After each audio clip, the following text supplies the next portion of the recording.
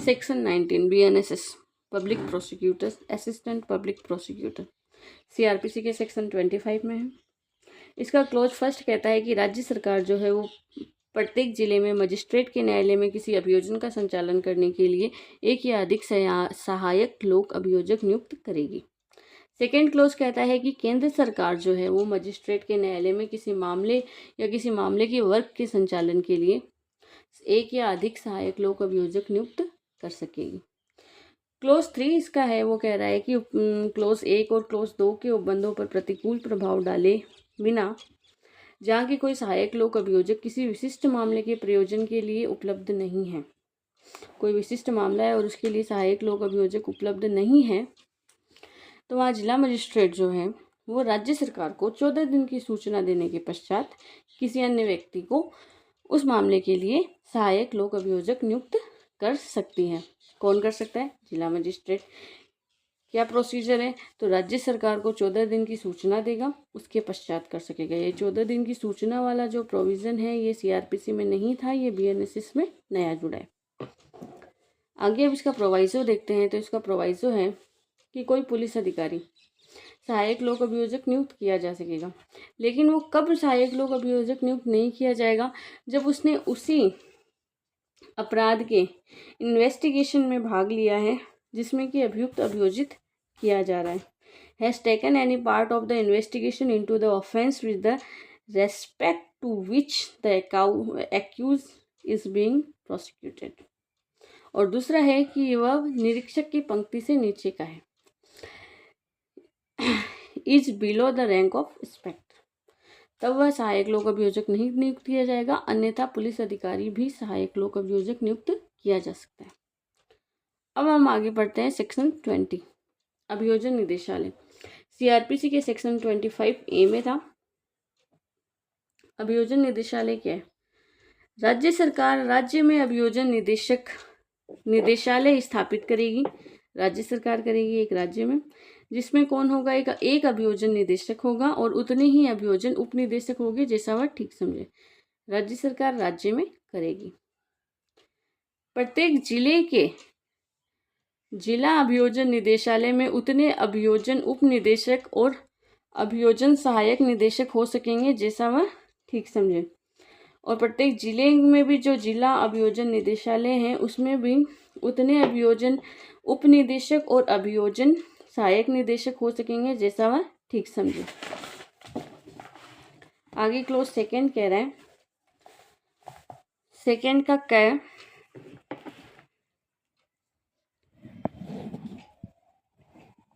Second का क्या कह रहा है कि अभियोजन निदेशक या अभियोजन उपनिदेशक की नियुक्ति के लिए पात्रता। तो कोई व्यक्ति नियुक्ति के लिए तभी पात्र होगा यदि वह अधिवक्ता के रूप में कम से कम 15 वर्ष तक विधि व्यवसाय करता हो, सेशन न्यायाधीश है या रहा है। ये क्लोज भी नया जुड़ा है कि कोई व्यक्ति जो है वो अभियोजन निदेशक या अभियोजन उपनिदेशक के रूप में नियुक्ति का पात्र कब होगा? तो तभी नियुक्ति का पात्र होगा जब वह अधिवक्ता के रूप में कम से कम 15 वर्ष तक विधि व्यवसाय करता हो या सेशन न्यायाधीश हो या रहा हो। ठीक है, ये भी इम्पोर्टेंट क्लोज है।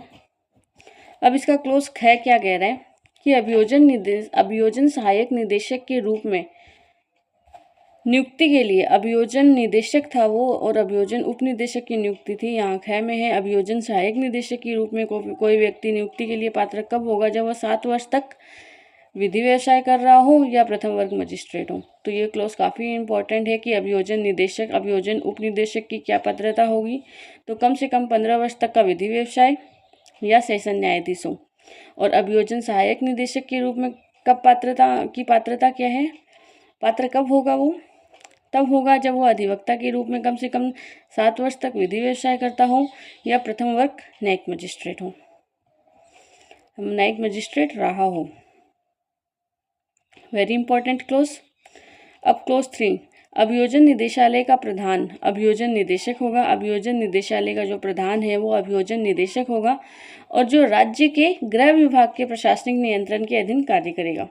इसमें लिख रखा है कि who shall function under the administrative control of the home department of the state।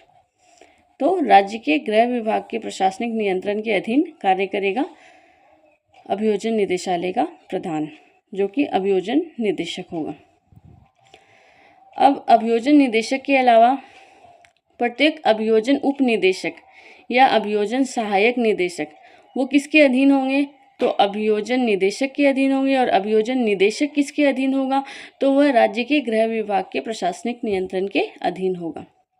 और प्रत्येक अभियोजन सहायक निदेशक जो हैं वो अभियोजन उप निदेशक के अधीन होंगे। प्रत्येक अभियोजन उप निदेशक या अभियोजन सहायक निदेशक अभियोजन निदेशक के अधीन होंगे। और प्रत्येक अभियोजन सहायक निदेशक जो है वो अभियोजन उप निदेशक के अधीनस्थ होगा। क्लोज 5 कह रहा है कि उच्च न्यायालय में मामले का संचालन करने के लिए धारा 18 की उपधारा 1 या उपधारा 8 के अधीन राज्य सरकार के द्वारा नियुक्त लोक अभियोजक, अपर लोक अभियोजक और विशेष लोक अभियोजक अभियोजन निदेशक के अधीनस्थ होंगे। तो उच्च न्यायालय में मामलों का संचालन करने के लिए कोई लोक अभियोजक या अपर लोक अभियोजक या विशेष लोक अभियोजक है तो वो किसके अधीनस्थ होंगे? अभियोजन निदेशक के। क्लोज 6 है इसका कि धारा 18 की उपधारा 3 या उपधारा 8, 18 की उपधारा 3 में था कि जिले के लिए राज्य सरकार करेगी और उपधारा 8 में उनकी क्वालिफिकेशंस, उपधारा 8 में 10 विशेष लोक अभियोजक के लिए। जिला न्यायालय में मामले का संचालन करने के लिए राज्य सरकार के द्वारा प्रत्येक लोक अभियोजक, अपर लोक अभियोजक और विशेष लोक अभियोजक और धारा 19 की उपधारा 1 के अधीन नियुक्त प्रत्येक सहायक लोक अभियोजक अभियोजन उप निदेशक अभियोजन सहायक निदेशक के अधीनस्थ होंगे। तो इसमें समझने की बात यह है कि उच्च न्यायालय में जो मामले का संचालन कर रहे हैं वो सभी लोक अभियोजक, अपर लोक अभियोजक और विशेष लोक अभियोजक अभियोजन निदेशक के अधीन होंगे। और जो जिला न्यायालय में मामले का संचालन कर रहे हैं वो लोक अभियोजक, अपर लोक अभियोजक, विशेष लोक अभियोजक जो हैं और 19 के अधीन जो कि सहायक लोक अभियोजक हैं वे सभी अभियोजन उप निदेशक या अभियोजन सहायक निदेशक के अधीनस्थ होंगे। ये क्लोज यही कहना चाह रहे हैं। क्लोज 7 इसका है, ये भी नया जुड़ा है। अभियोजन निदेशक की शक्तियां तथा कृत्य ऐसे मामले की कार्यवाही के शीघ्र निपटारे और अपील फाइल करने पर राय देने के लिए मॉनिटर करना होगा जिसमें अपराध 10 वर्ष या उससे अधिक या आजीवन कारावास या मृत्युदंड से दंडनीय है। तो ये क्लोज अपने को कहना चाह रहा है कि यदि कोई अपराध 10 वर्ष या उससे अधिक या आजीवन कारावास या मृत्युदंड से दंडनीय कोई अपराध है तो उसके संबंध में किसी मामले का शीघ्र निपटारा या अपील फाइल करनी है, इस पे कोई राय देनी है, तो इसके लिए अभियोजन निदेशक की शक्तियां और तथा कृत्य ऐसे मामलों का कार्यवाही के शीघ्र निपटारे फाइल के लिए तो ये अभियोजन निदेशक का कार्य होगा। ठीक है, अभियोजन निदेशक का क्या कार्य होगा? यदि किसी मामले को कोई ऐसा मामला, कोई ऐसा अपराध है जो 10 वर्ष या उससे अधिक या आजीवन कारावास मृत्युदंड से दंडनीय है और उसका शीघ्र निपटारा करना है, उसकी फाइल पे कोई कार्य, उसकी फाइल पे कोई राय देनी है, तो ये सारा काम कौन करेगा? अभियोजन निदेशक करेगा। ये काम उसकी शक्तियों के अंतर्गत आएगा। क्लोज 8 कह रहा है कि अभियोजन उप निदेशक की शक्तियां और कृत्य ऐसे मामले में जिसमें अपराध 7 वर्ष या उससे अधिक है, 7 वर्ष या उससे अधिक से दंडनीय है किंतु 10 वर्ष से कम है तो उसके त्वरित निपटारण को सुनिश्चित करने के लिए पुलिस रिपोर्ट की परीक्षा करना और समीक्षा करना तथा मॉनिटर करना होगा। इसका क्लोज 8 कह रहा है कि ये काम अब कौन करेगा? तो ये जो कार्य है कौन से? अपराध जिसमें किया गया है 7 वर्ष या उससे अधिक से दंडनीय है किंतु 10 वर्ष से कम है। तीनों क्लोजेस में 7, 8, 9 तीनों क्लोजेस में कुछ क्राइटेरियाज दे रखे हैं। 10 वर्ष से कम है और उन मामलों का त्वरित निपटारा करना है, उन पर किसी पुलिस रिपोर्ट की परीक्षा करनी है, कोई समीक्षा करनी है, तो ये सारे काम कौन करेगा? ये सारे काम करेगा अभियोजन उप निदेशक। उसकी शक्तियों के अंतर्गत ये कार्य आएंगे। ठीक है, नेक्स्ट इसका 9th क्लोज कह रहा है कि अभियोजन सहायक निदेशक के कृत्य ऐसे मामले का मॉनिटर करना होगा जिसमें कोई अपराध 7 वर्ष से कम के 7 वर्ष से कोई कम के लिए कोई अपराध है तो उसकी मॉनिटरिंग कौन करेगा? अभियोजन सहायक निदेशक। क्लोज 7, क्लोज 8 और क्लोज 9 वेरी इंपॉर्टेंट है, ये नए जुड़े हैं BNSS में। तो इन क्लोज को एक बार फिर से देखें तो कोई अपराध जो 10 वर्ष उससे अधिक आजीवन कारावास या मृत्युदंड से दंडनीय है तो उसके ऊपर कोई शीघ्र निपटारा करना है या कोई मॉनिटरिंग करनी है तो वो कौन करेगा? अभियोजन निदेशक। कोई ऐसा अपराध जो 7 वर्ष या उससे अधिक है किंतु 10 वर्ष से कम है और उसकी कोई त्वरित निपटारा करना है तो उसके बारे में कोई पुलिस रिपोर्ट करनी है, कोई भी उसके बारे में काम करना है तो वो कौन करेगा? अभियोजन उपनिदेशक। और अगर 7 वर्ष से कम से दंडनीय कोई अपराध है तो उसके मामले में ऐसे किसी मामले का मॉनिटरिंग करना है तो कौन करेगा? अभियोजन सहायक निदेशक। आई होप ये क्लियर हो गई। क्लोज 10 उपधारा 7, 8, 9 ये जो तीनों हमने पढ़ी में अंतर्विष्ट किसी बात की होते हुए अभियोजन निदेशक, उपनिदेशक या सहायक निदेशक इस संहिता के अधीन सभी कार्यवाहियों के लिए समव्यवहार करने की शक्ति होंगी, उनके लिए दायी होंगे। तो वो इन तीनों के अधीन रहते हुए वो सारे काम करेंगे जो इस संहिता के अधीन उनको जो जो शक्तियाँ दी गई हैं उन शक्तियों के अधीन वो सभी कार्य करेंगे।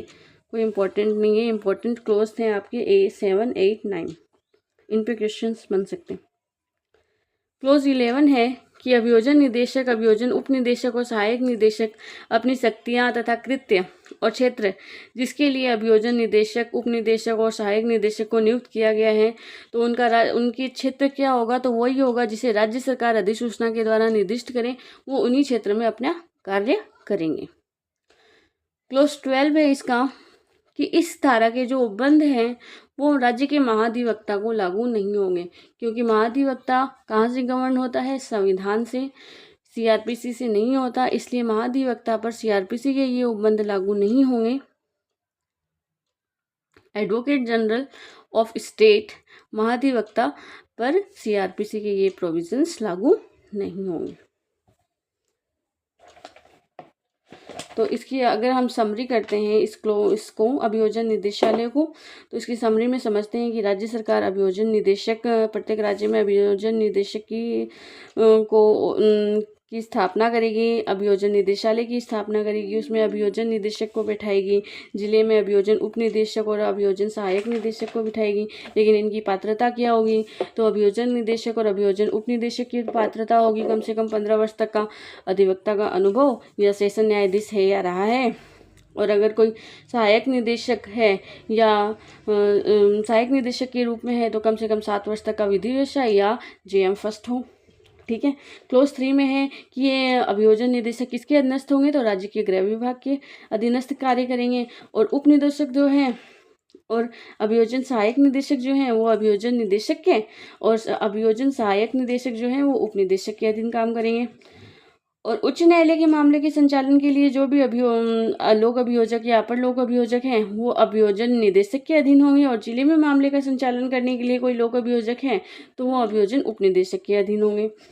अब 7th क्लोज में था कि अगर अभियोजन निदेशक किसी मामले का शीघ्र निपटारा कर सकेगा, लेकिन वो मामला कैसा होना चाहिए? तो 10 वर्ष या उससे अधिक आजीवन कारावास या मृत्युदंड से दंडनीय में। और कोई मामला है जो 7 वर्ष से अधिक किंतु 10 वर्ष से कम है तो उस मामले में मॉनिटरिंग कौन करेगा?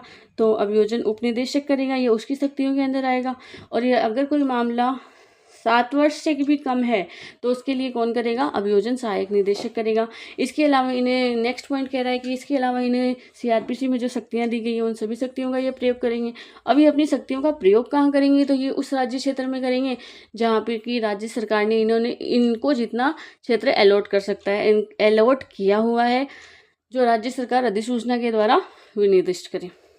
अब ये जो सारी प्रोविजन है ये राज्य की महाधिवक्ता को लागू नहीं होंगे। इस तरीके से ये सारी सेक्शंस कंप्लीट होती हैं। कल हम करेंगे चैप्टर 3।